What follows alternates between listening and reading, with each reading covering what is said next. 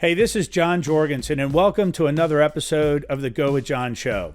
We launched the Go with John Show in November of 2020, and we're now in mid-2021, and we have around 30 episodes under our belt. We've already produced one best of show with funny clips from the first 30 episodes, and today we're going to talk about some of the best business tips that we got from some of our guests on the show. If you know me, you know how excited I get about launching and maintaining successful businesses, so we thought it would be fun to highlight some of these great business tips and stories. I'll also provide a little insight into each clip, so let's get started.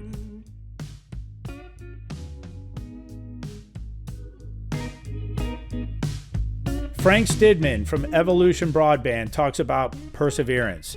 In this clip, a friend of the show, Frank Stidman, talks about persevering in business, and I actually jump in and share some of my insights about a marketing company that I owned in the late 90s to the early 2000s.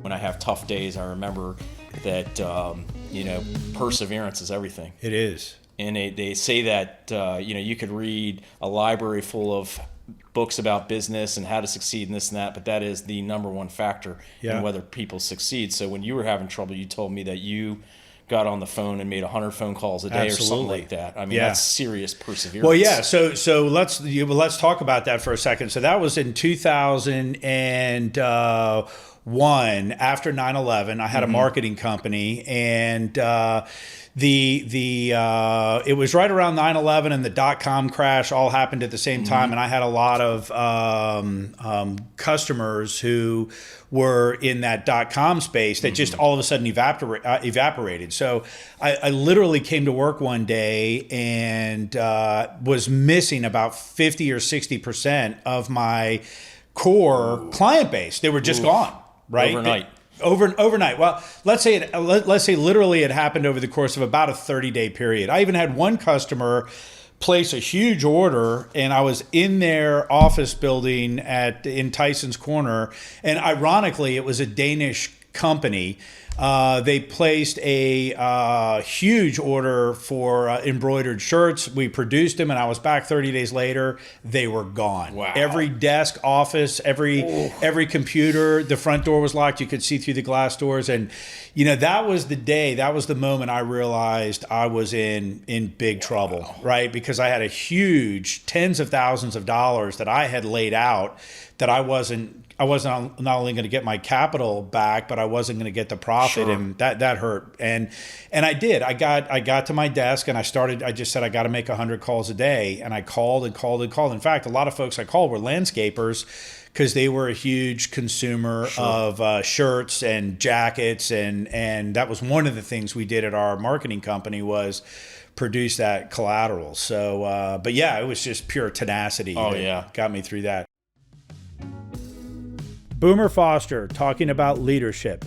Boomer Foster, president of Long & Foster Real Estate, has a lot of great stories and insight from the road. In this clip, he talks about leadership, which is much more complicated than it seems. How do you think your experience with team sports has contributed to your success in business? So I think that the two things that I took away from being an athlete, whether it's just through high school and then into college, are leadership and hard work. Every day when I go into work, my mindset is I'm not the smartest guy in the building in all likelihood, but nobody's going to outwork me, and that too came from when I first started practicing law in Charleston. One of the best lawyers down there, he looked at me and said, listen, you're not always going to be the smartest guy in the courtroom, but you can always outwork the other guy or girl that's on the other side. And so the way I approach my job, and it's been refined and evolved over the years, because it used to be like I was just a bull in a china shop. I'm going to work as hard as I can from the time I get up to the time I go to sleep at night, and good things are going to happen. And that did happen, but what I found is, as I started refining and started thinking about where I want to be and setting goals and having a plan, when you put those things together with a work ethic, then the results are going to be very good if you have any sort of talent. So, team sports taught me that no matter how tired you get, you can always do more. I don't think anything I ever did compares to what Navy SEALs do, but they always say that, I love reading Navy SEALs books because they're such tough dudes. They talk about the only easy day was yesterday. And so for me, it's, what it really taught me is the value of a really significant work ethic, and that leadership is about doing, not saying. Because, you get a lot of vocal people who profess to be leaders, and they'll say one thing, but when you watch them perform, they'll do something completely different. Right. And I think you've got to have a consistency. Like, I want to lead by example. If I don't want to ask somebody to do something that I'm not willing to do myself. So if we're talking about, managers or regional managers, and you're talking about, making contacts and recruiting and building relationships, I don't have legitimacy if I'm sitting in the ivory tower and saying, you guys need to be doing this, if all I'm doing is sitting in the ivory tower and not out doing that myself. So leadership by example is something that I learned in football, because I was very vocal when I first got to college. And by the time, at the end, it wasn't about, do as I do. It wasn't about do as I say. Tom Mitchell. In this clip, my longtime friend and business owner, Tom Mitchell, gives some incredible advice about making connections. I hope you enjoy it. But in retrospect, what I tell young people that I meet, it's forget the business for right now. Just put the business starting aside, the whole, starting a business thing. Form one professional, personal relationship a month. That's what you do. That's the key to success in business. That's it, period. You keep it forever. You keep that relationship, that friendship together. We're friends forever, right? Forever, yeah. So this is what magically happens. You develop one friendship a month. Now, I've never been a huge fan of BNI. You've done the BNI, and I don't speak bad of it. I mean, people have had rock stars. Right. Some spin their wheels. But I think the concept of making friends and building on these relationships over the years, because what happens is 15, 20 years into a relationship, all these people are vice presidents. Right. And then as you get to my age, 55 now, they start to become company presidents. Right. And now, I've had a lot of relationships where I've gone hundreds of thousands of dollars out on jobs just because we knew each other. Those kind of relationships are invaluable. And so regardless, even if you're going to work in corporate America, that's cool. But building friendships empowers you, it fulfills you. Right. And it's the key to, in my opinion, financial success. That's brilliant. And I've never heard anybody say that before. That is and that's very true. Because no matter what field you are in, the relationships go with you. Yeah. I'm John Jorgensen, and if you want to learn more about buying a home or selling your existing home, contact us through the show. We work with an incredible network of professionals who can help you get through the process smoothly. Again, that's gowithjohn.com.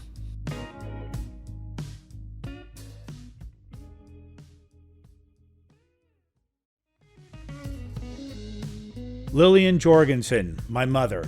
An amazing real estate agent and an incredibly hard worker, and she talks a little bit about what works for you. In this clip, my mom talks about being true to yourself, even in business, and how to use your skills to succeed.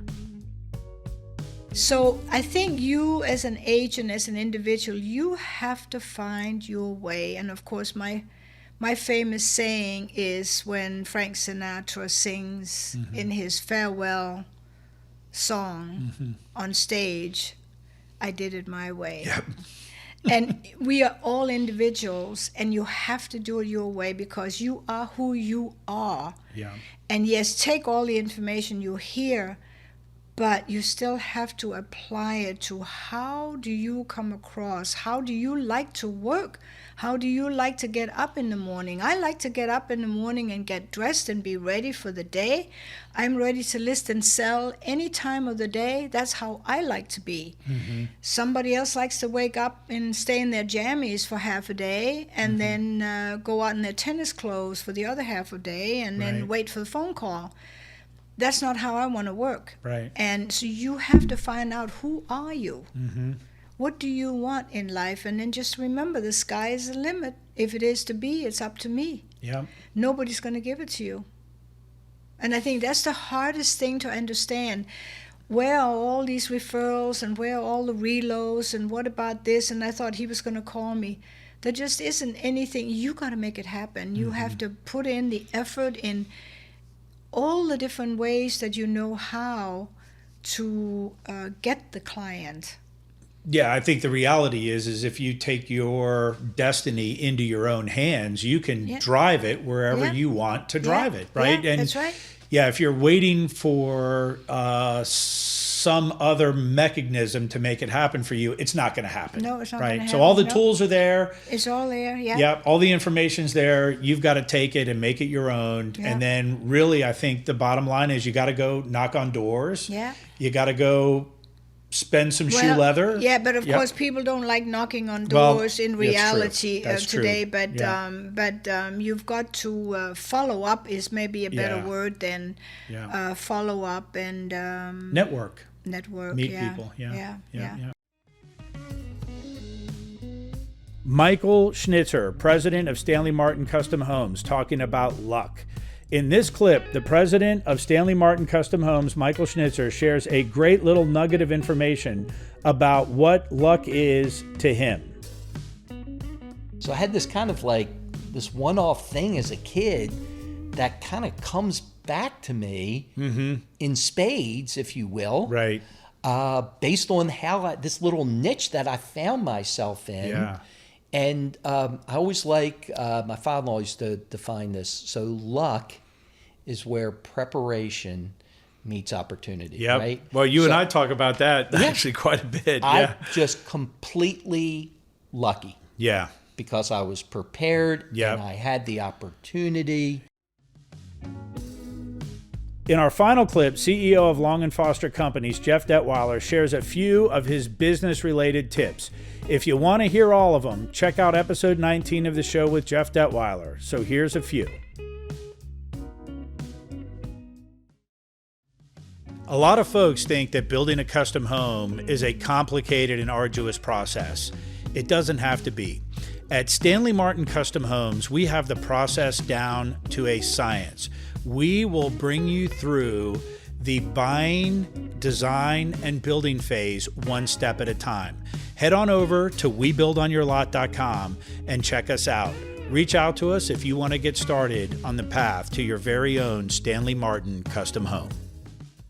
Tell us some of your lessons from the road. So you were gracious enough. I asked you if you could share a couple of business-related tidbits, which I ask everybody, right? If you're talking to folks out there that are running a company, what are some of the things that you think are important? Yeah, so I thought about a couple of things, John, and these are real simple things, and I think that I've learned them in my position here, my role here, and throughout my career. But these are things that would serve us all well in life or in business, regardless of what your role is. The first one I would just say is good communications is so hard. I think it's underappreciated, the value of good communications versus kind of mediocre or bad communications. I totally agree with that. And I think it's overestimated how hard it really is to communicate. Completely agree with you. And just on that front is like, how hard could it be? You ask a question, I answer. It's like, how hard can that be? But that simple exchange between us can get all fouled up, and does every day, all the time, all the time. And when you start dealing on a larger and larger scale, if you start dealing instead of you and your friend, or maybe you and your spouse, start dealing with you and your family, it gets a little bit more complicated because there's more people, and it just gets exponentially more complicated. And I can't tell you how much time we commit to trying to be good communicators throughout Long & Foster, and it's hard. It's hard. But I think that as hard as it is and as valuable as good communications is, as companies, we seldom ever try to develop our people or train them in how to be a good communicator. Right. I really was benefited one time earlier in my career where we spent an extraordinary amount of time with, we had a communications coach come in, and the executive team had access to the communications coach and had to learn about how to communicate and really more about like what goes wrong that we don't think about. You know, if I say something, if I say the door is blue on the house, I think I know what I'm saying. You may take a door is blue on the house and interpret it as something different. Absolutely. And we kind of get off the rails there from the get-go. So that good communications is something that is really important. I think that, you know.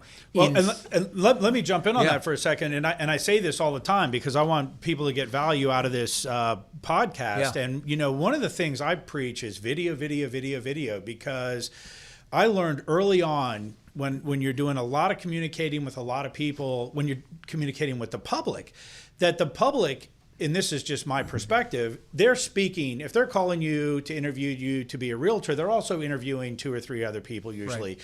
If they're calling me to learn about building a house, they're usually talking to 2 or 3 other builders. And many times early on in my career, people would tell me that I told them something that I know for a fact I never said. Because if you ask me a question, there's an answer to the question. Yes. There's not 3 different answers to the same question. Yes. So putting things in video, I think, brought a lot of comfort to my customers, because not only could they hear me say it on the phone, I could say, hey, you know what, I've got this conversation recorded in video. Let me send it to you. So I do understand how hard that is, and within team members and training and all that, it's a huge challenge. Yeah. Another thing, you and I briefly talked about it during the timeout or the break, was that you know, in the context of communications, email and texts are dangerous. You know, pick up the phone and call somebody, or go see them and call them.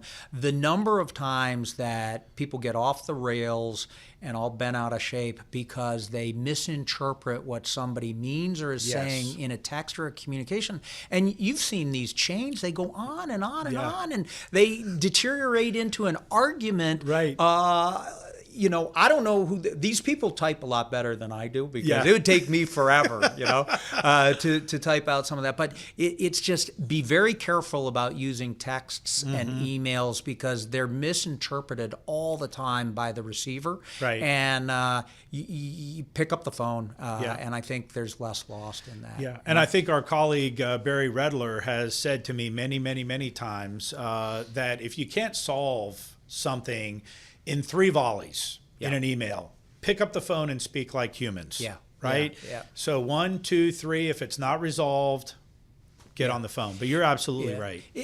And you know, one of the reasons that I think, and I'm sure that you would agree, is that I think we all feel emboldened to some point on an email, where we lose some of our common decency and courtesy that we have when we speak to each other. You know, I think we feel more accountable to each other when I'm sitting here talking to you. Yes. You know, but you know, we seem to lose some of that in a text or email. And you read some of these emails, are you serious? You really wrote that? Yeah. Like, what are you thinking? Yeah. So anyways, you know, we just have to have some more discretion on those things. I would agree with that. Yeah. So there you have it. Some truly amazing business tips from some incredibly successful people. If you want to hear more great tips and stories, head on over to gowithjohn.com to listen to more episodes, or listen on your favorite podcast platform. Go out there and build something extraordinary.